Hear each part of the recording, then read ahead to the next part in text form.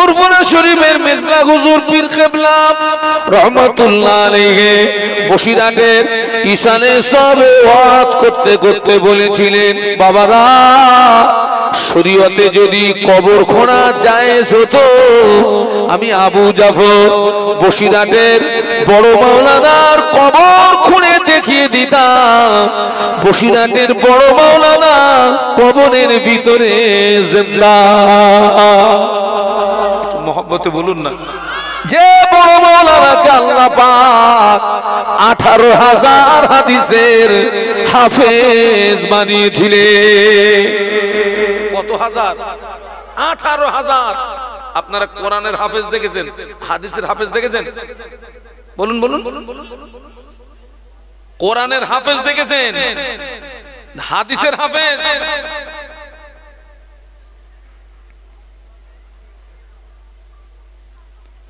ফুরফুরা শরীফের মুজাদ্দিদুজ্জামান দাদা হুজুর পীর কেবলা রহমাতুল্লাহ আলাইহি হুজুর আমার হজপাকে গেলেন, হজপাকে গেলেন, সঙ্গে নিয়ে গেলেন বসিরহাটের বড় মাওলানাকে, সঙ্গে ছিলেন তানার আর একজন কলিজার টুকরা বড় হুজুর পীর কেবলা রহমাতুল্লাহ আলাইহি, আরো অনেক খলিফাদেরকে নিয়ে গেলেন মক্কা শরীফে। হুজুরের অনেক ভক্ত মুরিদ মোতাকিদিন ছিলেন, তানারা মুজাদ্দিদুজ্জামানের কাছে দাবি করলেন, হুজুর বহুদিন আপনার জবানের ওয়াজ শুনি নাই, হুজুর আপনার জবানের একটু ওয়াজ শুনতে চাই।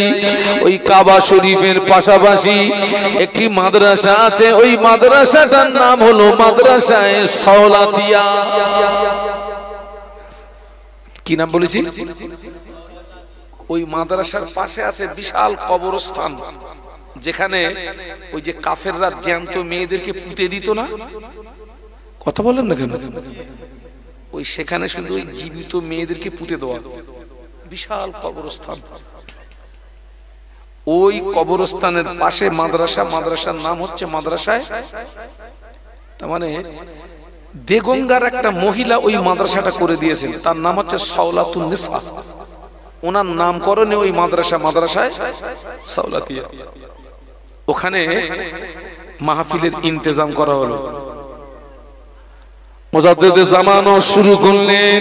হুজুর আমাশার রোগে আক্রান্ত ছিলেন। কিছুক্ষণ ওয়াজ করার পরে হুজুর আমার অসুস্থ বোধ করলেন। আমি আপনাদের এখানে এসেই বাবা আমার আজকে মারাত্মক সুগার ফল্ট হয়ে গেছে। আমি এখানে এসেই কিন্তু শুয়ে পড়েছিলাম। আমি দেখলাম আমার কমিটি ভাইরা অনেকেই তারা আমার খেদমত করেছিল। আমি খুব দুর্বল হয়ে পড়েছিলাম। মুজাদ্দিদুজ্জামান কিছুক্ষণ হজ করার পরে অসুস্থ হয়ে পড়লেন। মুজাদ্দিদুজ্জামান বলেছিলেন, ও বাবা বড় মাওলানা, তুমি একটু মক্কাবাসীদের আরবিতে ওয়াজ শুনিয়ে দাও। আল্লামা হুজুর বললেন, হুজুর আপনি আমার পীর, হুজুর আপনি আমার মুর্শিদ, হুজুর আপনি আমার জন্য একটু দোয়া করুন। মুজাদ্দিদুজ্জামান দোয়া করলেন। বসিরহাটের হুজুর ওই আরবের মাটিতে দাঁড়িয়ে 3.5 ঘন্টা ওয়াজ করেছিলেন, আরবিতে ওয়াজ করেছিলেন এবং 3.5 ঘন্টার ভিতরে 350 হাদিস বর্ণনা করেছিলেন। 350 হাদিস। সৌদির আলেমেরা বলেছিলেন, সৌদির বাদশাহ বলেছিলেন, বাংলার জমিনে এত বড় আলেম আছে আমার জানা ছিল না। একটু সুবহানাল্লাহ আর একটু মহব্বতের সাথে বলুন। মুজাদ্দিদুজ্জামান আগে পীর নন, আগে তিনি আলেম। এইরকম প্রতিষ্ঠান থেকে তাকে দ্বীনের শিক্ষা অর্জন করতে হয়েছিল।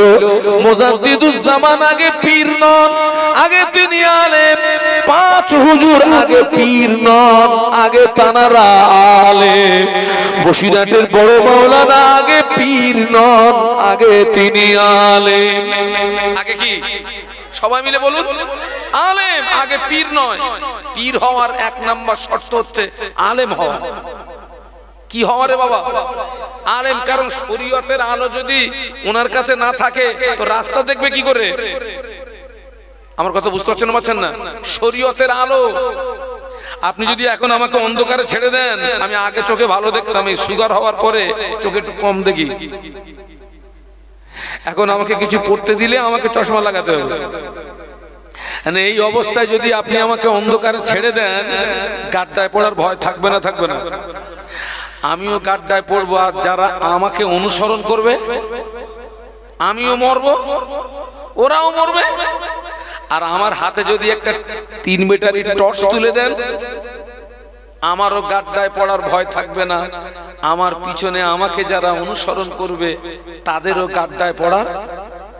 মুজাদ্দেদের জামানের কাছে 3 ব্যাটারি টর্চ ছিল না, মুজাদ্দেদের জামানের কাছে ছিল শরীয়তের 5 ব্যাটারি টর্চ। একটু জোরে বলুন, আরো জোরে বলুন। তিনি আগে আলেম, এইরকম দ্বীনি শিক্ষা প্রতিষ্ঠানে এসে তাকে দ্বীনের ইলম অর্জন করতে হয়েছিল। 5 হুজুরকে এইরকম দ্বীনি শিক্ষা প্রতিষ্ঠান থেকে দ্বীনের ইলম অর্জন করতে হয়েছিল।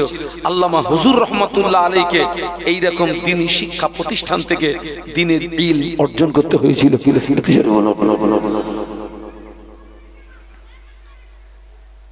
ছেলেকে আলেম বানান, ছেলেকে হাফেজ বানান, আর মেয়েকে আলেমা বানান, মেয়েকে হাফেজা বানান। একটা মা যদি ভালো হয়, গোটা পরিবার আলো হয়ে যাবে। সুবহানাল্লাহ বলুন। কারণ সন্তানের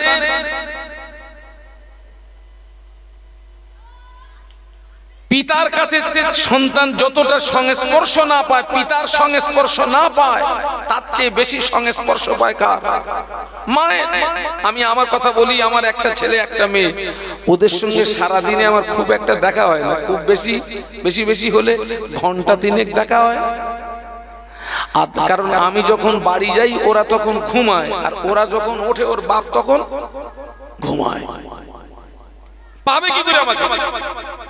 কিন্তু ওর মায়ের সঙ্গে ওদের 24 ঘন্টা কি সম্পর্ক। একটা মা যদি ভালো হয়, গোটা পরিবারটা আলো হয়ে যাবে। একটু জোরে বলুন, গোটা পরিবার। আর বাপ আর মা দুজনেই যদি ভালো হয়, জমিন যদি ভালো হয়, গাছ ভালো হবে, গাছ যদি ভালো হয়, ফল ভালো হবে। একটু জোরে বলুন। আজকের বিশ্বাস করুন, আমাদের কিন্তু জমিন খারাপ হয়ে গেছে বাবা। এই জমিন না, বলো কোন জমিন? কোন জমিন? বাপ মা। অধিকাংশ বাপের চরিত্র নষ্ট হয়ে গেছে, অধিকাংশ মায়ের চরিত্র নষ্ট হয়ে গেছে। আগে আল্লাহর ওলি হতো, এখন আর ওলি হচ্ছে না বাবা। হবে কি করে? হবেটা কি করে? সেই শিক্ষা তো আমরা তাদেরকে দেইনি, আর আমরাও সেই শিক্ষা পাইনি। সেই শিক্ষা আমরাও পাইনি, আমাদের সন্তানরাও পাচ্ছে না। আজকের অবাক হয়ে যাবেন, আমি একটা মাদ্রাসার দায়িত্বে আছি, তো স্বাভাবিকভাবে ইসালে সব হলে তো সেখানে অনেক পয়সা খরচ রে বাবা। প্রতিষ্ঠান তো কারোর ব্যক্তিগত টাকায় তো চলে না। তো আমার ওই ইসালে সবের জন্য আমি কিছু ব্যক্তির বাড়ি গিয়েছি, তারা আমার সব মহব্বতের মানুষ এবং তারা ধনী মানুষ। তো কোনো একটা বাড়িতে গিয়েছি, গিয়ে আমি সালাম দিয়েছি। সালাম দেওয়ার পরে লক্ষ্য করছি ওই বাড়ির বারান্দায় একজন মহিলা নামাজ পড়ছিলেন। আমি ওনাকে দেখতে পাইনি, আমি সালাম দিয়েছি। সালাম দেওয়ার পরে আমার নজরে পড়েছে মহিলাটা। তো ওই মহিলাটার নামাজের ভিতর থেকে আমাকে বলছে, আপনার ভাই বাড়ি নেই।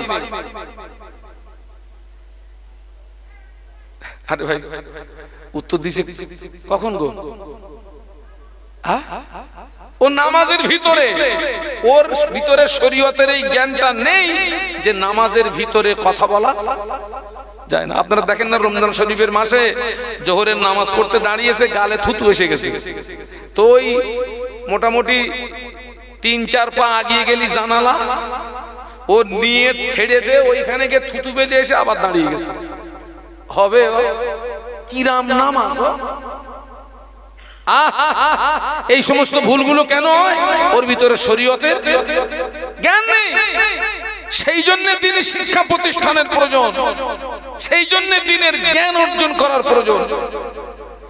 তুমি ডাক্তার হতে পারো, মাস্টার হতে পারো, ইঞ্জিনিয়ার হতে পারো, পাইলট হতে পারো, তোমার ভিতরে যদি শরীয়তের জ্ঞান না থাকে তুমি একটা বড় মূর্খ। কিও বড় মূর্খ। অন্য জ্ঞান তোমার ভিতরে থাকতে পারে, শরীয়তের জ্ঞান তোমার ভিতরে নেই। অতএব তুমি ইসলামের দৃষ্টান্তে, শরীয়তের দৃষ্টিতে তুমি কি? তুমি মূর্খ। ইসলামের দৃষ্টিতে, শরীয়তের দৃষ্টিতে ওই লোকটা জ্ঞানী নয়। সেজন্য তো শিক্ষা প্রতিষ্ঠানের দরকার।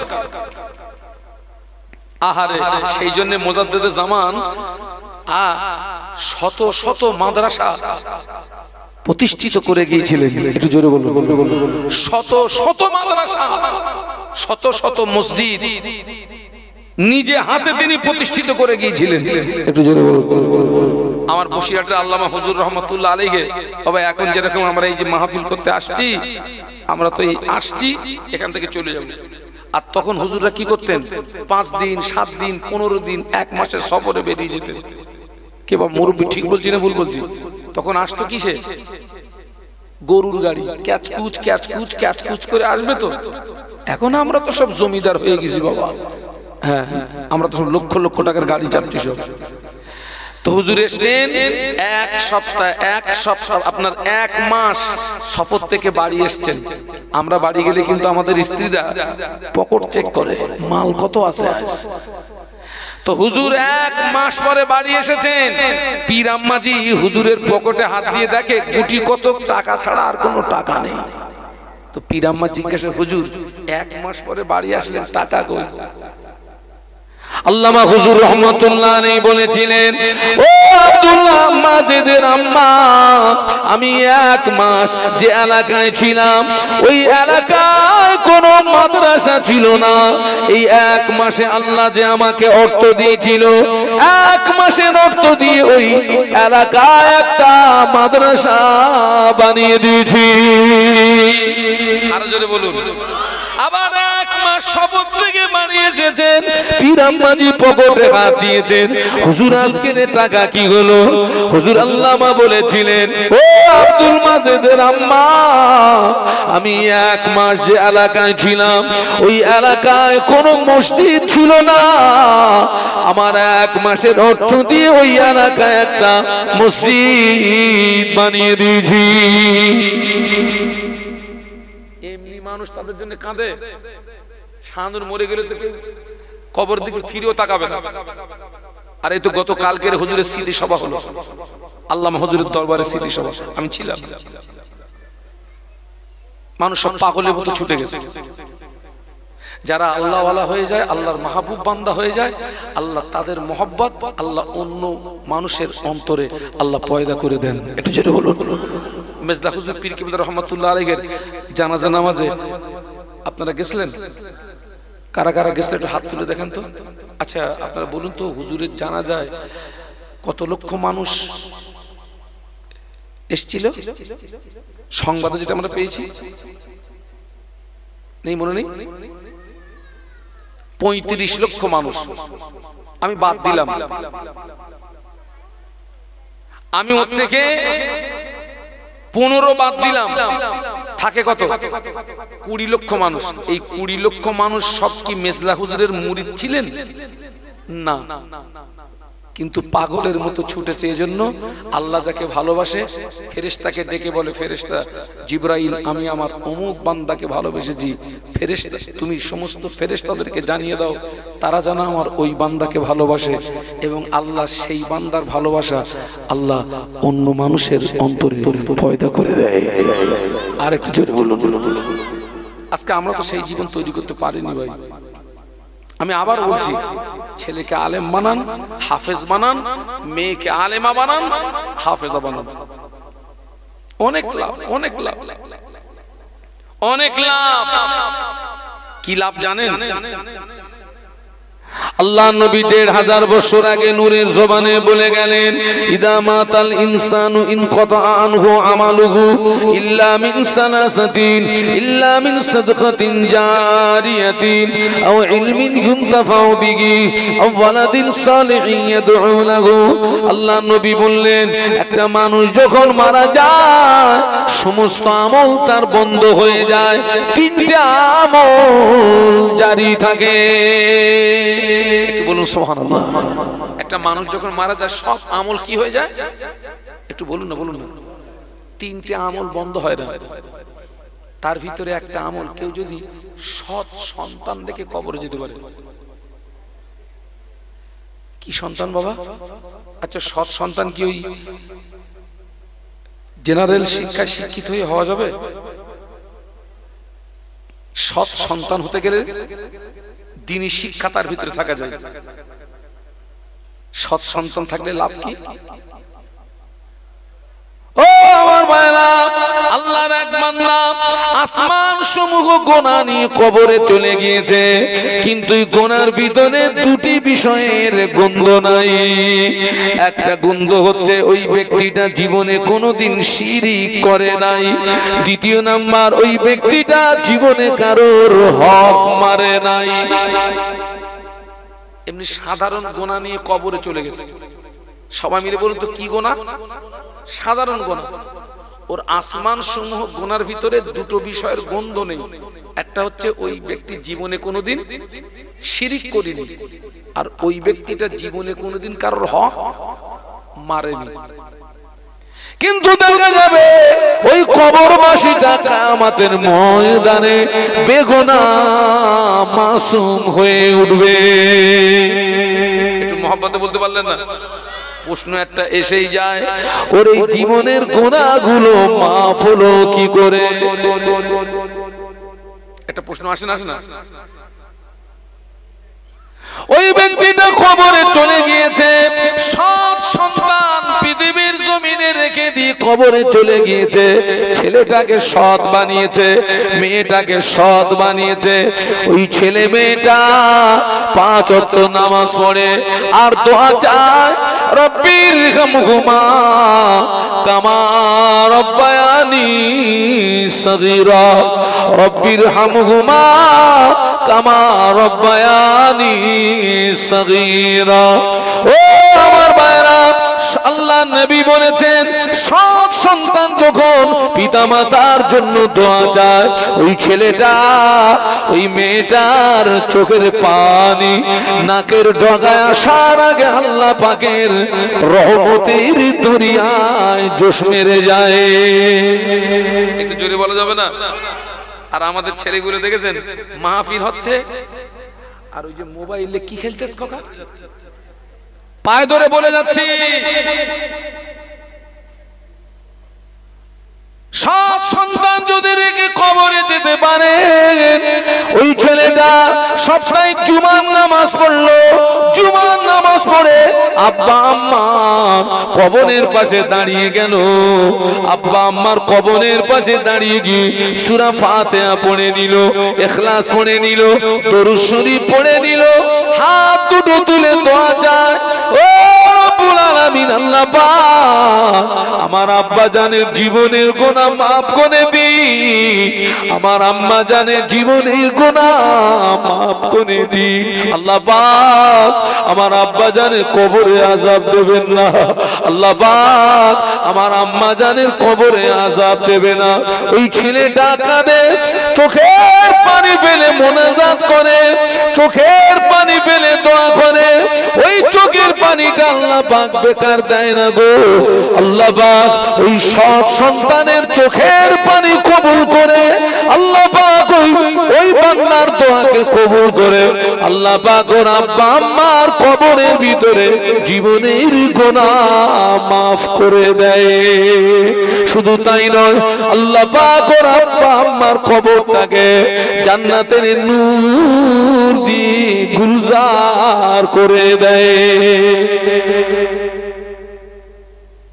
আমার সোনার ছেলেরা পারলে একটা সময় এখানে সময় দিস।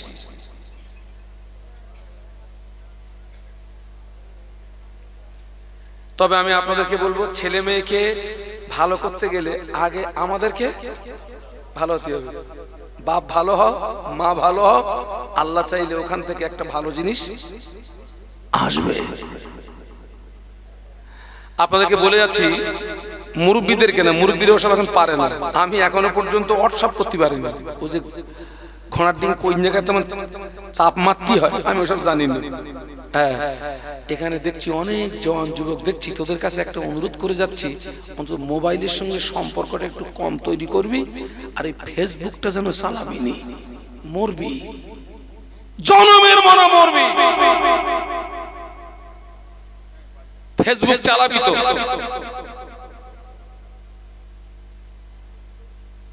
আমার সমাজের একদল সন্তান, এদের পুরো জীবনটা নষ্ট হয়ে গেছে। বাস্তব না অবাস্তব? জীবন নষ্ট হয়ে গেছে ওদের। মোবাইলের পিছনে ঘন্টার পরে ঘন্টা সময় দিচ্ছে, বাপও কিছু বলে না, মাও কিছু বলে না। আল্লাহ ওদেরকে হেদায়েত দেন, বলুন আল্লাহুম্মা আমিন, বলুন আল্লাহুম্মা আমিন। ও ছেলেরা,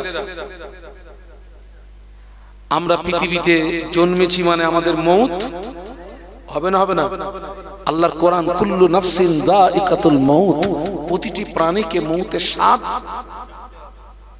গ্রহণ করতে হবে। আসমানের নিচে, জমিনের উপরে আল্লাহ পাকের পরের মাকাম কার? বিশ্বনবী। সেই বিশ্বনবীর মতো ব্যক্তিকেও মৌতের স্বাদ গ্রহণ করতে হয়েছিল। তুমি তো তুমি। বাপ ভালো হন, মা ভালো হন, বাপ নামাজি হন, মা নামাজি হন, আল্লাহ চাইলে আপনার সন্তানরাও ভালো হবে। একটু সুবহানাল্লাহ বলুন না। চার ইমামের এক ইমাম, ইমাম শাফি রহমাতুল্লাহ আলাইহি। একটু দরুদ শরীফ, আল্লাহুম্মা। এতগুলো মানুষ, এতগুলো মানুষ।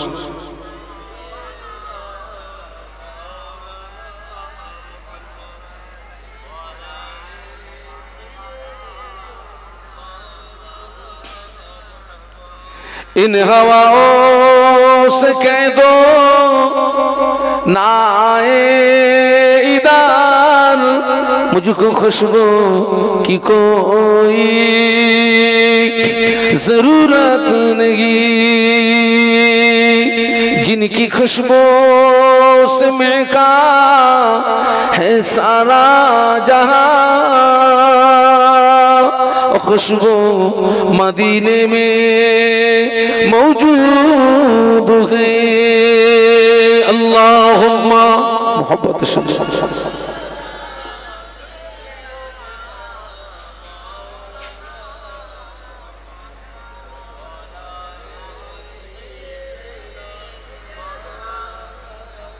একটু জবান খুলে বলুন আল্লাহু আকবার, আর একটু মহব্বতের সঙ্গে বলুন। চার ইমামের এক ইমাম, ইমাম শাফি রহমাতুল্লাহ আলাইহি আম্মা জান একদিন একটা খ্বাব দেখে ফেললেন, স্বপ্ন দেখে ফেললেন। ওনার পেটের ভিতর থেকে একটা আলো বেরিয়ে, ওই আলোটা আসমানের দিকে উঠে গেল। ওই আলোতে গোটা আসমানটা আলোকিত হয়ে গেল। ইমাম শাফি হুজুরের মা আম্মা স্বপ্ন দেখছেন, ওনার পেটের ভিতর থেকে একটা আলো বেরিয়ে ওই আলোটা আসমানের দিকে উঠে গেছে, আর ওই আলোতে গোটা আসমানটা আলোকিত হয়ে গেছে। স্বপ্নটা ভালো না খারাপ? ভালো স্বপ্ন দেখলে এই স্বপ্নের কথা যেন যাকে তাকে বলবেন না। ভালো স্বপ্ন দেখলে ভালো আলেমকে জিজ্ঞাসা করবেন, মসজিদের ইমামকে জিজ্ঞাসা, হুজুর আমি এরকম একটা স্বপ্ন দেখেছি হুজুর, স্বপ্নের তাবিরটা একটু করে দেন তো। আর আপনি যদি যিনি এই কাজের যোগ্য ব্যক্তি নন তার কাছে বললে ও যদি স্বপ্নের মানে যদি ওলট পালট করে দেয়, মুসিবতটা কিন্তু আপনার হয়ে যাবে। ইমাম শাফি রহমাতুল্লাহ আলাইহির আম্মা ওই স্বপ্নটা দেখার পরে হেরেম শরীফের বড় বড় ইমামদের কাছে চলে গেলেন স্বপ্নের ব্যাখ্যা জানার জন্য, স্বপ্নের তাবির জানার জন্য। হেরেম শরীফের বড় বড় ইমামরা বলেছিলেন, মা যে মহিলা এই স্বপ্ন দেখেছেন খবর নিয়ে দেখুন ওই মহিলার গর্ভে নিশ্চয়ই সন্তান আছে। ও মা, ওই মহিলাকে সাবধানে থাকতে বলবেন, ওই মহিলা যেন বিহুরমতি না হয়ে যায়। এই স্বপ্নের ব্যাখ্যা হলো, এই স্বপ্নের তাবির হলো, ওই মহিলার গর্ভে একটি সন্তান আছে। ওই সন্তানটা ভূমিষ্ঠ হওয়ার পরে ওই সন্তান হাফেজ হবে, আলেম হবে, ফকিহ হবে, মুহাদ্দিস হবে। ওই সন্তানের দ্বারা তামাম পৃথিবীর জমিনে দিনের আলো জারি হয়ে যাবে। একটু মহব্বতে বলুন, বলুন, বলুন। এটাই হচ্ছে স্বপ্নের তাবির, এটাই স্বপ্নের ব্যাখ্যা। স্বপ্নটাও যেমন, বলুন বলুন, ব্যাখ্যাটাও তেমন। আমরাও স্বপ্ন দেখি বাবা, আমাদের স্বপ্ন সব আলাদা। বাপ বেটা এক জায়গায় এক বিছানায় শুয়ে রয়েছে, গভীর রাতে ছেলে বাপের বুকির খাঁচায় লাথি মেরেছে, আর বাপ উঠে একেবারে কান সারা বেড দিয়ে ছেলের একটা দাবড়া মেরেছে। ছেলের ঘুম ভেঙে গেছে। আব্বা তুই মারলি কেন? তো তুই তো আগে মারলি। না আব্বা আমি মারিনি, এখন আমার তো যন্ত্রণা যায়নি। মারেনি মানে? বলছে আব্বা আমি মারিনি আব্বা, গত কালকেরে আমাদের মাঠে ফুটবল খেলা হচ্ছিল, আমি দেখেছিলাম ওই শুয়ে শুয়ে গোল দিছি। হাসতেছেন? এমনি এমনি ওদের নামাজে পাওয়া যায় না, বলো ওদের মসজিদে পাওয়া যায় না। বল খেলা দেখা হারাম, হারাম, হারাম। এবং যারা এই খেলা দেয় ওরা অপচয় করে। কি করে? অপচয় করে। আর যারা অপচয় করে তারা কাদের ভাই? কার ভাই? ইন্নাল মুবাদ্দিরিনা কানু ইখওয়ানাশ শায়াতিন। যারা অপচয় করে ওরা শয়তানের ভাই। এখোকা একটু জোরে বল না, ওরা কার ভাই? ও শয়তানের ভাই। আপনাদের এদিকে ফুটবল টল হয় না? ইমাম শাফি রহমাতুল্লাহ আলাইহির আম্মা ওই স্বপ্নের ব্যাখ্যাটা জানতে গিয়ে জানতে পারলেন হেরেম শরীফের বড় বড় ইমামরা বলেছিলেন, মা সংবাদ নিয়ে দেখুন ওই মহিলার গর্ভে সন্তান আছে। ও মা, ওই মহিলাকে সাবধানে থাকতে বলবেন, ওই মহিলা যেন বিহুরমতি না হয়ে যায়। ওই মহিলার গর্ভে যে সন্তান আছে ওই সন্তানটা ভূমিষ্ঠ হওয়ার পরে ওই সন্তান হাফেজ হবে, আলেম হবে, ফকিহ হবে, মুহাদ্দিস হবে। ওই সন্তানের দ্বারা তামাম পৃথিবীর জমিনে দিনের আলো জারি হয়ে যাবে। জোরে বলেন না। হুজুরের আম্মা জান স্বপ্নের ব্যাখ্যাটা শুনে বাড়ি আসলেন। বাড়ি এসে 2 রাকাত শুকরিয়ার নামাজ পড়লেন। একটু সুবহানাল্লাহ বলুন। কোন নামাজ পড়েছেন? শুকরিয়ার নামাজ। নামাজের পাটিতে বসে দোয়া যায়, আল্লাহ পাক আমার স্বপ্ন যেন সফল হয়, আল্লাহ পাক আমার স্বপ্ন যেন পূরণ হয়। সুবহানাল্লাহ বলুন। নামাজের পাটিতে বসে কাঁদতেছে। আমার গা মা গা খবর লে দেখে যা, শুকরিয়ার নামাজ ওকে পড়তে হবে না, 5 ওয়াক্ত ফরজ পড়ে। কথা বলে না। সব মা খারাপ না, সব বোন খারাপ না, তবে এখন বর্তমানে খারাপের সংখ্যাটা বেড়ে গেছে। আপনাদের এলাকার মায়ের হয়তো নামাজ ছাড়া বাঁচে না, ওটা আলাদা বিষয়।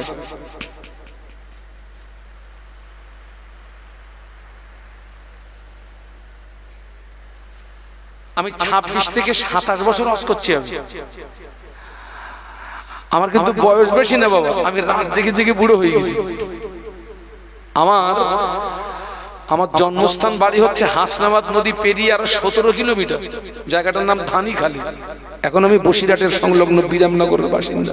আমার ওই জন্মস্থান বাড়ি গেলে আমাকে অনেকে চিনতে পারে না। চেনে না। ইমাম শাফি রহমাতুল্লাহ আলাইহির আম্মা স্বপ্নের ব্যাখ্যাটা শুনে এসে শুকরিয়ার নামাজ পড়ে কি দোয়া করছেন?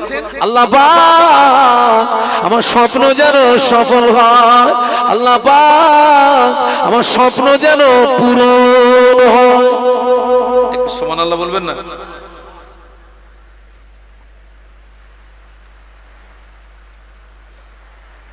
অধিকাংশ মায়েরা নামাজ পড়ে না, আর অধিকাংশ যুবকরাও বলুন বলুন। আমার সমাজে অনেক মুসলমান আছে সারা বছরে দুদিনের বেশি নামাজ পড়ে না। কোন নামাজ? একটু বাবা জোরে বলেন না, কোন নামাজ? এখন আবার মুরব্বী কিছু কিছু জায়গায় গিয়ে শুনছি বলে, হুজুর আমাদের গ্রামে কিছু লোক আছে ঈদও পড়ে না,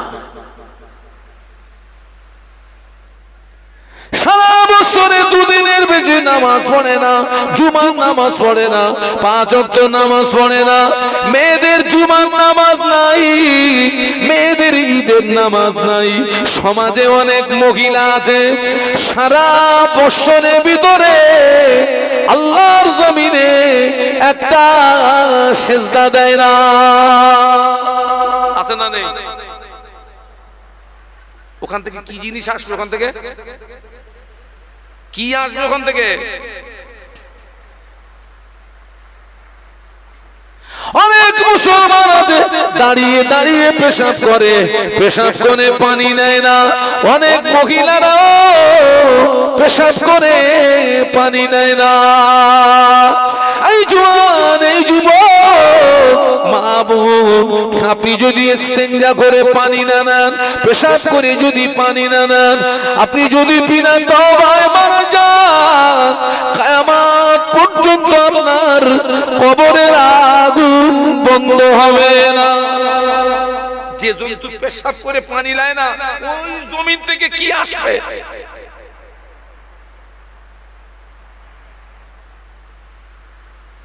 রাগ হচ্ছে নাকি?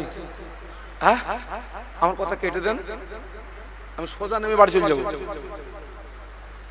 কেটে দেন আমার কথাটা, চামড়ার চোখে দেখছি তো। মুসলমানের ছাবাল পেশাব করে পানি দিসনি তুই? ইমাম শাফি রহমাতুল্লাহ আলাইহির আম্মা দোয়া চাইতে চাইতে কাঁদতে কাঁদতে সময় হয়ে গেল। আল্লাহ পাক একটা পুত্র সন্তান দিলেন। ওই ছেলেটা 10 বছরের ভিতরে পুরো 30 পারা কোরআনের হাফেজ হয়ে গেল। একটু জোরে বলেন না, একটু মহব্বতে বলেন না। তাকবীর দেন তো, নারায়ে তাকবীর।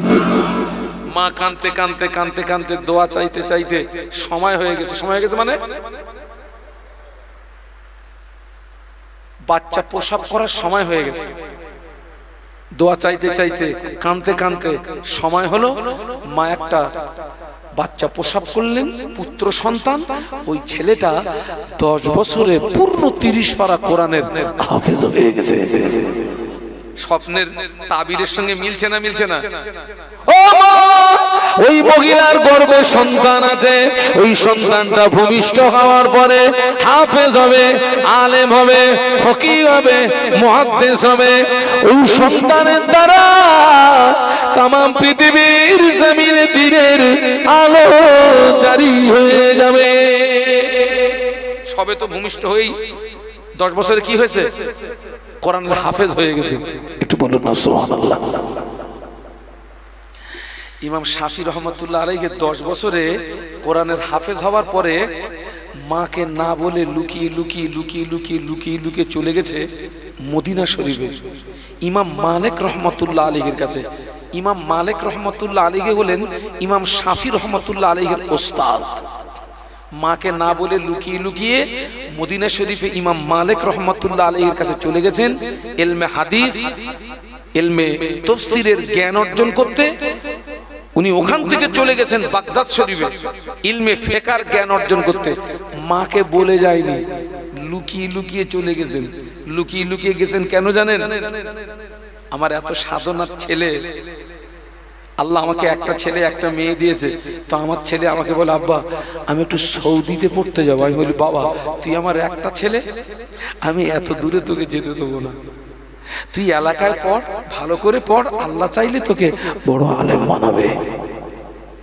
তো ইমাম শাফি রহমতুল্লাহ আলাইহি আম্মাকে বলে যায়নি, এজন্য আম্মা যদি বলুন না আটকে দেয়, লুকিয়ে লুকিয়ে চলে গেছে, দ্বীনের ইলম অর্জন করতে চলে গেছে। একটু সুবহানাল্লাহ বলবেন না? আমাদের ছেলেরা মেয়েরাও আমাদেরকে না বলে যায় বাবা। কোথায় যায়? কোথায় যায়? এখন সব একটা বাস 10টা 12টা 15টা আপনার পরিবারের পুরো সব পরিবার একসঙ্গে ছেলে মেয়ে সব দীঘায় যাচ্ছে, দীঘায় যাচ্ছে, দীঘায় যাচ্ছে, পুরো বাস, এর বউ ওর বউ, তার বউ ওর বউ, ওর ভিতরে গুতুগুতি হচ্ছে। কোথায় যাচ্ছে? দীঘায় যাচ্ছে। হাসতেছো? বাস্তব বলছি না অবাস্তব বলছি? ইমাম শাফি রহমাতুল্লাহ আলাইহি মাকে না বলে লুকিয়ে লুকিয়ে কোথায় চলে গেছে? ওই মদিনা শরীফে ইমাম মালিক রহমাতুল্লাহ আলাইহির কাছে ইলমে হাদিস, ইলমে তাফসীরের জ্ঞান অর্জন করে ওখান থেকে চলে গেছেন বাগদাদ শরীফে ইলমে ফিকহের জ্ঞান অর্জন করতে। দীর্ঘদিন সন্তানের সঙ্গে মায়ের দেখা নেই, মা শুধু কাঁদতেছে, আল্লাহ পাক আমার সন্তান যেখানেই তার আপনার জমিনে আছে, ও রব্বুল আলামিন আল্লাহ পাক আমার সন্তানকে আপনার উপরে হাওলা করলাম, আমি দোয়া চাই আল্লাহ পাক আমার স্বপ্ন যেন সফল হয়, আমার স্বপ্ন যেন পূরণ হয়, আমার ছেলে যেন আলেম হয়, ফকিহ হয়, মুহাদ্দিস হয়, আমার সন্তানের দ্বারাই যেন তাম পৃথিবীর জমিনে দ্বীনের আলো জারি হয়ে যায়। মা কাঁদতেছে, আব্বার দোয়া মায়ের দোয়া সরাসরি আল্লাহ পাকের দরবারে কবুল হয়ে যায়। একটু মহব্বতে বলুন, আর একটু জোরে বলুন, আব্বা আম্মার দোয়া, মা শুধু আল্লাহ আমার সন্তান যেখানেই থাক আপনার জমিনে আছে, আপনার হাওলা করলাম। তবে মা হয়ে একটা দোয়া,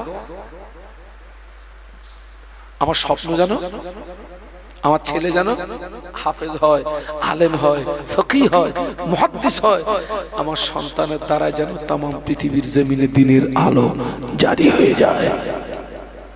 সন্তানের সঙ্গে দীর্ঘদিন দেখা নেই, হুজুর ওখান থেকে ইলমে তাফসীর, ইলমে ফিকহ, ইলমে হাদিসের জ্ঞান অর্জন করে দীর্ঘদিন পরে হুজুর বাড়ি আসতেন, ইমাম মালিকের কাছ থেকে ছুটি নিয়ে বাড়ি আসতেন। ইমাম মালিক রহমাতুল্লাহ আলাইহি বলছে বাবা এতদিন পরে বাড়ি যাবি, খালি হাতে যাবি? তো হুজুর কয়েকটা উট বোঝাই মাল দিয়েছেন ইমাম শাফিকে, এতদিন পরে বাড়ি যাবি বাবা, খালি হাতে যাবি? তো ইমাম মালিক রহমাতুল্লাহ আলাইহি কয়েকটা উট বোঝাই বলুন যাও এইগুলো নিয়ে বাড়ি যাও। হুজুর কয়েকটা উট বোঝাই মাল নিয়ে বাড়ি এসছেন, ঘরের দরওয়াজায় দাঁড়িয়ে সালাম দেয়, সালাম দিয়ে আওয়াজ দেন, ও আম্মা জান দরওয়াজা খুলে দিন মা, আমি আপনার সন্তান এসেছি মা, আম্মা জান দরওয়াজা খুলে দিন মা, আমি আপনার সন্তান এসেছি মা, মা দরওয়াজা খোলে না। ও মা ভিতর থেকে সালামের জবাব দিয়ে বলেছিলেন, ও বাবা ছেলে এতদিন পরে ফিরে এসেছো, শুকরিয়া আল্লাহ পাকের দরবারে। তবে আমি জিজ্ঞাসা করি বাবা ছেলে এতদিন পরে ফিরে এসেছো, কি নিয়ে এসেছো? আম্মা জান আমি কয়েকটা উট বোঝাই মাল এনেছি মা, আম্মা জান আমি কয়েকটা উট বোঝাই মাল এনেছি মা। মা ভিতর থেকে বলেন, ও বাবা ছেলে মালের আমার দরকার নাই, চলে যাও মদিনার হেরেম শরীফের আশেপাশে কত বেওয়া আছে, মিসকিন আছে, ফকির আছে, এই মালগুলো তাদের ভিতরে খেরাত করে দাও, এই মালগুলো তাদের ভিতরে বন্টন করে দাও। মালের আমার দরকার নাই, মা দরজা খোলে না। আমার গা মা হলে কি করতো? ছেলে 1 বছর পরে মুম্বাই থেকে বাড়ি এসছে। হ্যাঁ, কোথা থেকে এসছে একটু কথা বলুন না, আপনার অসুবিধা হচ্ছে নাকি? সবাই মিলে একটু বলুন কোথা থেকে এসছে? মুম্বাই থেকে। মা বলছে বাবা একদিন পরে এসছিস, কি নিয়ে এসছিস? ছেলে বলছে মা তোমার জন্য বড় একটা মোবাইল এনেছি। মা, মার কলিজা ঠান্ডা হয়ে গেছে। হ্যাঁ ঠিক করেছিস বাবা, মা তোমার জন্য মোবাইল এনেছি। মা দরজা খুলিনি, মালের দরকার নেই, ফিরে যাও। ওই মদিনার হেরেম শরীফের আশেপাশে কত বেওয়া আছে, ফকির আছে, মিসকিন আছে, এই মালগুলো তাদের ভিতরে খায়রাত করে দাও, বন্টন করে দাও।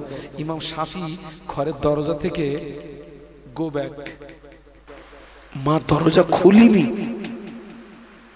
মদিনা শরীফের হেরেম শরীফের আশেপাশে ফকিরদের মাঝখানে, বেওয়াদের মাঝখানে, মিসকিনদের মাঝখানে ওই মালগুলো খায়রাত করে দিলেন, ওই মালগুলো বন্টন করে দিলেন।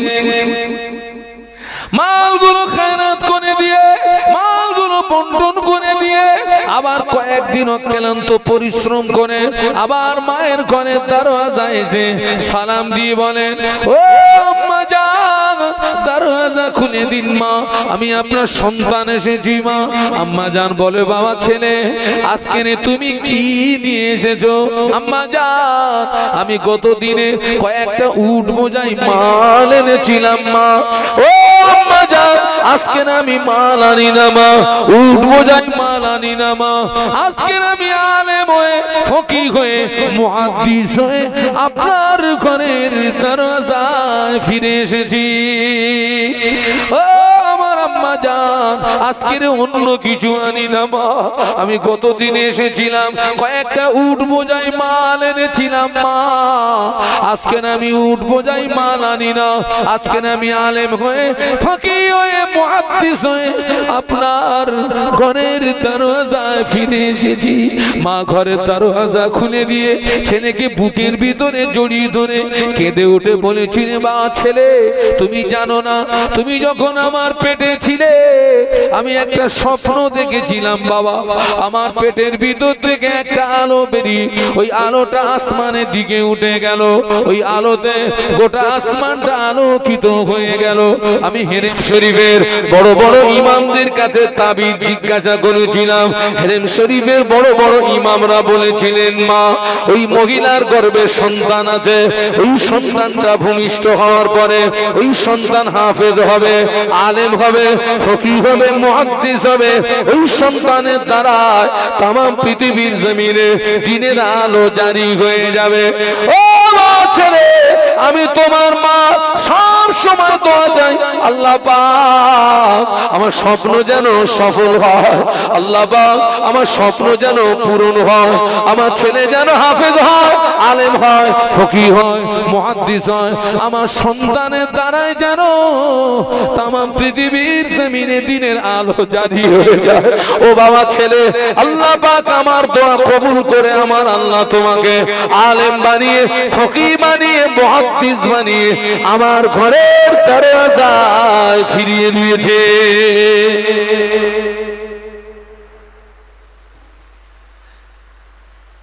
জমিনটা ভালো করতে হবে, আমাদেরকে ভালো হতে হবে, আল্লাহ পাকের রহমত হয়ে যাবে।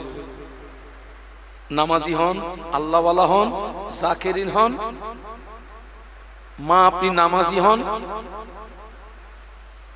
বাপ যদি নামাজি হয়, বাপ যদি আল্লাহওয়ালা হয়, বাপ যদি সচ্চরিত্রবান হয়, মা যদি নামাজি হয়, মা যদি যদি সৎ চরিত্রবতী হয়, মা যদি পর্দানশীলী হয়, ওই জমিন থেকে আল্লাহ পাক সুসন্তান দান করবে।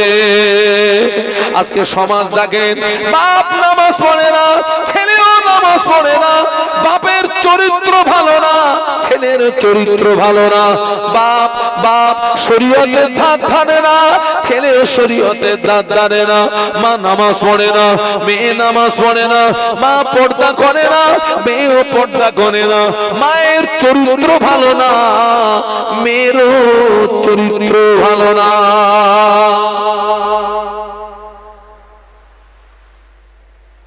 ও আমার মায়েরা, আল্লাহ নবী ইব্রাহিম খলিলুল্লাহ, তিনি আল্লাহ নবী, ওনার কলিজার টুকরা ইসমাঈল আলাইহিস সালাম, তিনিও আল্লাহর নবী। সুবহানাল্লাহ বলবেন না? বাপও নবী, ছেলেও নবী। ইয়াকুব আলাইহিস সালাম আল্লাহর নবী, ছেলে ইউসুফ আলাইহিস সালাম তিনিও আল্লাহর নবী, বাপও নবী, ছেলেও নবী। মুজাদ্দিদুজ জামান আল্লাহর ওলি, তানার 5 কলিজার টুকরা, তানারাও আল্লাহর ওলি। আর আমাদের জমিন দেখেন, বাপও মাতাল, ছেলেও মাতাল, বাপ ছেড়ে ঝাড়াপাটি, ছেলেও ডবল ঝাড়াপাটি, মাও ঝাড়াপাটি, মেয়েও ঝাড়াপাটি। জমিন খারাপ। আরো মহব্বতের সঙ্গে আল্লাহুম্মা সাল্লি আলা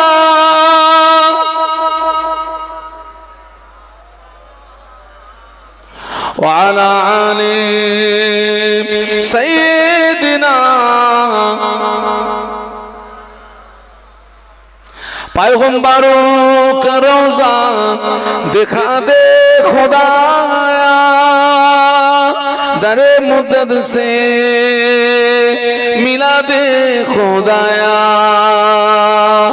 शराबे मोहब्बत पिला दे खुदाया। पैगंबरों का रोजा दिखा दे खुदाया। अल्लाहुम्मा मोहब्बत की सुन।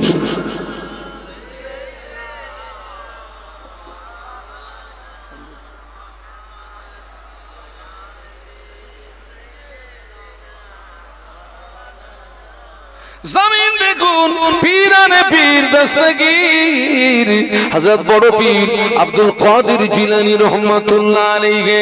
बाबा जी हुजूरेर बड़ो पीर अब्दुल कादिर जिलानी रहमतुल्लाह अलैहि। अम्मा जान बोले बाबा अब्दुल कादिर जाओ बाबा माद्रासाय जाओ, अल्लाहर कुरान शिखे एसो। सुबहानाल्लाह बोलो। अब्दुल कादिर कोথায় যাও? अल्लाह कुरान শিখে এসো বাবা, যাও। হুজুরকে মাদ্রাসায় পাঠিয়ে দেওয়া হলো। শিক্ষক পাশে বসিয়ে বলে, ও আব্দুল কাদের আমার সঙ্গে পড়ো, আউযু বিল্লাহি মিনাশ শাইতানির রাজিম, বিসমিল্লাহির রহমানির রহিম। আলিফ বা তা সা কিংবা আলিফ বে তে সে কথিত আছে পীরানে পীর দস্তগীর বড় পীর আব্দুল কাদের জিলানী রহমাতুল্লাহ আলাইহি। আউযু বিল্লাহি মিনাশ শাইতানির রাজিম, বিসমিল্লাহির রহমানির রহিম থেকে শুরু করে 18 পারা কোরআন তেলাওয়াত করেছিলেন। শিক্ষক বলে বাবা আব্দুল কাদের কি করে তুমি 18 পারা কোরআন মুখস্থ করলে? স্যার আমার আম্মা জান আমাকে ছোটবেলায় দোলনায় নিয়ে দোল দিতেন, আর আমার আম্মা কোরআন তেলাওয়াত করতেন। আমার আম্মা আমাকে দোলনায় নিয়ে দোল দিতেন, আর আমার মা কোরআন তেলাওয়াত করতেন। আমি আব্দুল কাদের ওই দোলনায় শুয়ে শুয়ে মায়ের জবানে তেলাওয়াতকৃত কোরআন আমি মুখস্থ করেছি। আর জোরে বলুন। আল্লাহ রাসূল বলেছেন উতুলুবুল ইলমা মিনাল মাহাদে ইলাল লাহাদ, অর্থাৎ জ্ঞান অর্জনের সময় হচ্ছে দোলনা থেকে শুরু করে কবরে যাওয়ার আগ পর্যন্ত। আমাদের অধিকাংশ মায়েরা দোলনা থেকে বাচ্চাদের বিষাক্ত ইনজেকশন পুশ করে। মায়েরা দোলনায় দোল দেয় আর টুনির গান বলে, টুনির গান বলে। ওর মা হাফেজ, মেয়েও গানের হাফেজ, ওর মা গানের হাফেজ, ছেলেও গানের হাফেজ। আমি ওই মাদেরকে বলছি, মায়েরা আপনি বাচ্চাদেরকে নিয়ে দোল দেবেন, গান বলবেন না মা, দোলনায় নিয়ে দোল দিন আর কলেমা শরীফ পড়ুন, লা ইলাহা ইল্লাল্লাহ, লা ইলাহা ইল্লাল্লাহ, লা ইলাহা ইল্লাল্লাহ, লা ইলাহা ইল্লাল্লাহ। আপনি বাচ্চাকে দোলনায় দিয়ে দোল দিন আর কলেমা শরীফ পড়ুন, দেখবেন একদিন দুই দিন, একদিন দুই দিন, এক মাস দুই মাস হতে হতে আপনার সন্তানের জবান থেকে কলেমা জারি করে দেবে। কলেমা পড়ো না, দোল দাও না, গান বলতেছো কেন?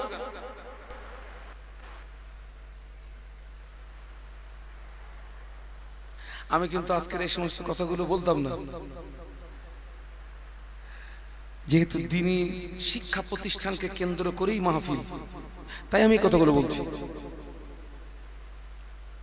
হুজুর আমার মক্তব থেকে ফিরে আসলেন, এবারে আম্মা জান বলছেন, ও বাবা আব্দুল কাদের, যাও বাবা দ্বীনের ইলম অর্জন করে এসো।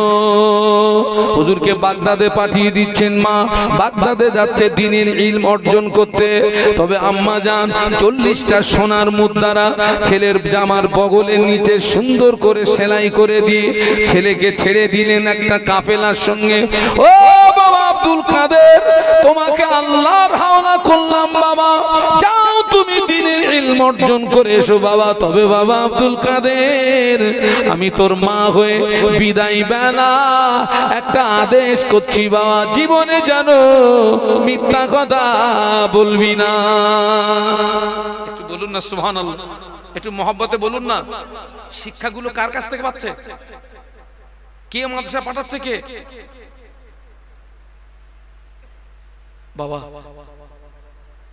আল্লাহর হাওলা করলাম তোকে, তবে তোর মা হয়ে একটা কথা বলছি, একটা আদেশ তোকে, আদেশ, জীবনে জানো মিথ্যা কথা বলবি না। হুজুরকে ছেড়ে দেওয়া হলো, একটা কাফেলার সঙ্গে যাচ্ছেন। বাবা ওই জমানায় তো কোনো গাড়ি ঘোড়া ছিল না বাবা, পায়ে হেঁটে পায়ে হেঁটে পায়ে হেঁটে পাহাড় পর্বত অতিক্রম করে। চোর দস্যু ডাকাতের ভয় ছিল, গুহার ভিতরে সব লুকিয়ে থাকতো পাহাড়ের আনাচে কানাচে। হুজুর কাফেলার সঙ্গে যাচ্ছেন, প্রতিমধ্যে দুশমনদের কবলে পড়ে গেলেন। হুজুরের সঙ্গী সাথী যারা, তাদের সব মাল ছিনতাই করে নিলেন, সব মাল লুট করে নিলেন। বাবাজি দস্যুদের ভিতরে একজন বড় পীর সাহেবকে এসে বলে, বেটা তোর কাছে কিছু আছে নাকি? হুজুর বলেছিলেন, ও আল্লাহর বান্দা, আমার কাছে 40টা সোনার মুদ্রা আছে। এটা সুবহানাল্লাহ বলবেন না?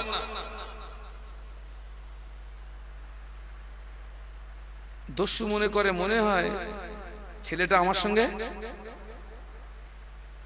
ও অতটা গুরুত্ব দেয়নি, চলে গেছে। আর একজনে এসে, তোর কাছে কিছু আছে নাকি? ও আল্লাহর বান্দা, আমার কাছে 40টা সোনার মুদ্রা আছে।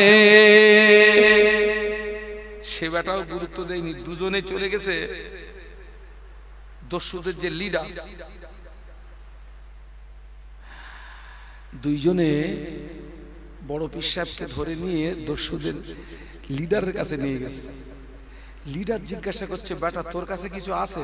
একই কথা, আমার কাছে 40টা সোনার মুদ্রা আছে। একটু জোরে বলুন, একটু মহব্বতে বলুন না। আচ্ছা ভাই, বুকে হাত দিয়ে বলেন দিন, ওইরকম জায়গায় যদি আমরা হই আর মাল যদি এখানে থাকে, একবারে কি হ্যাঁ বলবো বলে মনে হয়? হ্যাঁ, দুনিয়ায় যত কিরে আছে মেরে দেবো তো। আল্লাহর কিরে, খোদার কিরে, মার কিরে, গুষ্টির কিরে, কিচ্ছু নেই, পুরো সাপ। পীরানে পীর দস্তগীর বড় পীর আব্দুল কাদের জিলানী রহমাতুল্লাহ আলাইহি বলেছিলেন, ও আল্লাহর বান্দা, আমার কাছে 40টা সোনার মুদ্রা আছে। কোথায় আছে দেখি? হুজুর হাত উঁচু করলেন, এই দেখুন আমার এখানে 40টা সোনার মুদ্রা। দস্যুদের লিডার হাত দিয়ে দেখে, বাস্তবে তাই। বাবা ছেলে, তুই তো দেখতে পাচ্ছিস আমরা দস্যু, আমরা ডাকাত, তোমার সাথীদের রাসূলের সব কিছু চিন্তাই করে নিয়েছি, কেন তুমি এটা গোপন করলে না, কেন তুমি এটাকে লুকালে না? ও আল্লাহর বান্দা, আমার মা আমাকে বিদায় দেওয়া কালে মা আমাকে একটা আদেশ করেছিলেন, ও বাবা আব্দুল কাদের, যা বাবা তোকে আল্লাহর হাওলা করলাম, তবে মা হয়ে একটা আদেশ দিচ্ছি বাবা, জীবনে যেন মিথ্যা কথা বলবি না। আমি জানি আপনারা দস্যু ডাকাত, কিন্তু কঠিন মুসিবতের সময় মায়ের আদেশ আমি অমান্য করতে পারি নাই। দস্যুদের লিডার কেঁদে ফেলেছে। ও আল্লাহর বান্দা, তুমি তোমার মায়ের আদেশ অমান্য করতে পারলে না, আমি জীবনে কত আল্লাহর হুকুম অমান্য করেছি। না না না বেটা, তোর পবিত্র হাতটা আমার দিকে বাড়িয়ে দে, আমার নাপাক হাতটা দিচ্ছি রে বেটা, তুই আমাকে একবার আল্লাহর হস্তে তওবা পড়িয়ে দে। দস্যুদের লিডার শুধু তওবা করলো না, ওই দলে যতজন দস্যু ছিল সবাই হুজুরের হাতে হাত দিয়ে তওবা করে মুসলমান হয়ে গেলে। ও আমার ভাইরা, শুধু তাই নয়, দস্যুদের লিডার তওবা করে আল্লাহর ওলি হয়ে গেল। একটু মহব্বতে বলা যাবে, আর একটু জোরে বলা যাবে? এইরকম সন্তান আমাদের দরকার আছে না নেই? কাদের কাদের আছে একটু দু হাত তুলে আমারে দেখান। অনেকে ভয় করতে, কি সর্বনাশ হবে তা ঠিক নেই, দু হাত তোলেন। আমার হাত কি ব্যাঁকা? আবার অনেকে এইরম এইরম করতেছে, সোজা করেন, তাকবীর দেন, নারায়ে তাকবীর, আরো জোরে বলুন নারায়ে তাকবীর, হাত নামা। ও আমার ভাইরা, বাবাজি শাহ ফরিদউদ্দিন রহমাতুল্লাহ আলাইহি আল্লাহর ওলি হুজুরের উপরে তখন নামাজ ফরজ হয়নি। আম্মা জান আবেদা জাহেদা, আম্মা জান 5 ওয়াক্ত নামাজ পড়ে, আর আম্মা জানের টার্গেট আমার ছেলেকে কি করে নামাজের দিকে আনা যায়। আম্মা জান একটা পাটি বিছিয়ে দিতেন। আর শাহ ফরিদউদ্দিন রহমাতুল্লাহ আলাইহি ছিলেন মিষ্টি ভক্ত। আম্মা জান ওই পাটির নিচে মিষ্টি লুকিয়ে রাখতেন। নামাজ হয়ে গেলে আম্মা বলতেন, ও বাবা শাহ ফরিদউদ্দিন, নামাজের পাটিটাকে তুলে নাও। হুজুর আমার নামাজের পাটি তুলে দেখে নামাজের পাটির তলায় মিষ্টি পাওয়া যায়। হুজুর এত মিষ্টি ভক্ত ছিলেন, মানে সব সময় মিষ্টি মুখে থাকলে ভালো হয়। আর নামাজের পাটি তুলে দেখে মিষ্টি, ওই মিষ্টি লোভে হুজুরের নামাজ কাজা নেই। একটু সুবহানাল্লাহ বলবেন না? কে আনছে, কে আনছে বলুন বলুন? মা।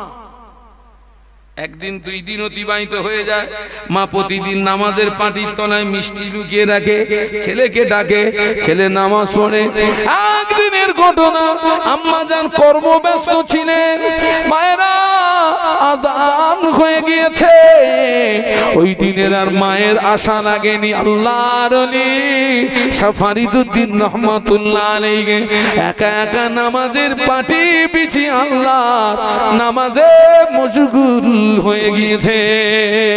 কিন্তু মার নজর পড়ে গেছে। কিছু সময় পরে মা টেনশনে পড়ে গেছে, আল্লাহ পাক, আমি যে প্রতিদিন মিষ্টি দেই, ছেলে যে মিষ্টি পায়, আজকের তো আমি খবর রাখি না, ছেলে তো মিষ্টি পাবে না। আল্লাহ তুমি আমার ইজ্জতটাকে বাঁচিও, আল্লাহ তুমি আমার সম্মানটাকে বাঁচিও। ও আমার মায়েরা, আল্লাহ নবী শাহ ফরিদউদ্দিন রহমাতুল্লাহ আলাইহি প্রতিদিনের ন্যায় নামাজ আদায় করে নামাজের পাটিটা তুলেছেন। নামাজের পাটি তুলে দেখে নামাজের পাটির তলায় আজও মিষ্টি পাওয়া যায়। ওই মিষ্টি এক লোকমা গালে দিয়ে আম্মার কাছে ছুটে গিয়ে বলেন, ও আম্মা জান, প্রতিদিন আমি নামাজ পড়ি মা, নামাজের পাটির তলায় মিষ্টি পাই মা, কিন্তু আজকে দিনের মতো এত মজাদার মিষ্টি এত সুস্বাদু মিষ্টি, এত লিজ্জাতনা মিষ্টি জীবনে কোনোদিন চোখে দেখি না মা। মা বলে বাবা ছেলে এতদিন যত মিষ্টি খেয়েছো ও মিষ্টিগুলো হলো দুনিয়াবি মিষ্টি, আজকের যে মিষ্টি খেয়েছো ওই মিষ্টিটা দুনিয়ার মিষ্টি নয়, ওই মিষ্টিটা হলো আল্লাহ পাকের জান্নাতের মিষ্টি। আর একটু জোরে বলুন সুবহানাল্লাহ। এইরকম সন্তান আমরা বানাবো। আমার ভাইয়েরা, আমি মোহাম্মদ শাহানুর আলম আপনাদের কাছে প্রতিষ্ঠানের জন্য একটু হাত পাচ্ছি। কে আছেন এক নম্বরে এইরকম সন্তান বানানোর জন্য, এই শিক্ষা প্রতিষ্ঠানের